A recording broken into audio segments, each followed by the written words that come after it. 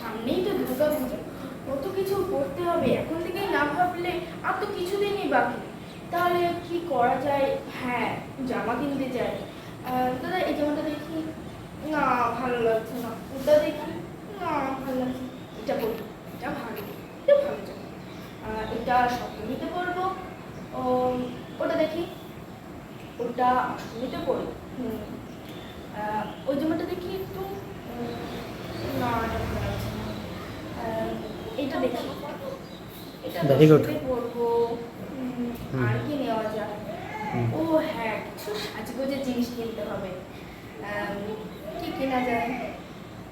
ও একটা ভালো লিপস্টিক কিনি, ভালো লাগবে জামার সঙ্গে। এটা দাদা একটা লিপস্টিক দেখান তো।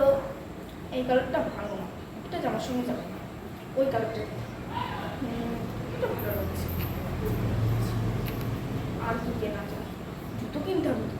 জামা কিনলাম, মেকআপ কিনলাম, জুতো না কিনলে ভালো লাগে? সবসময় ম্যাচিং হয় নাকি? ম্যাচিং হয়। জুতো কিনে একটা। এই জুতোটা একটু দেখি, একটু দেখি। আর ওই জুতোটা একটু দেখি, এটাই ভালো আছে। কত দাম দাদা? কি 200 টাকা? না আর একটু কমান। 150 টাকা নিই, 150 টাকা নিন, 150 টাকাই নিন। এই জুতো আবার বেশি দাম নেয় কেউ? আর পুজো আসছে সামনে, একটু কম দাম নিতে হয়, সবাই তো কিনবে।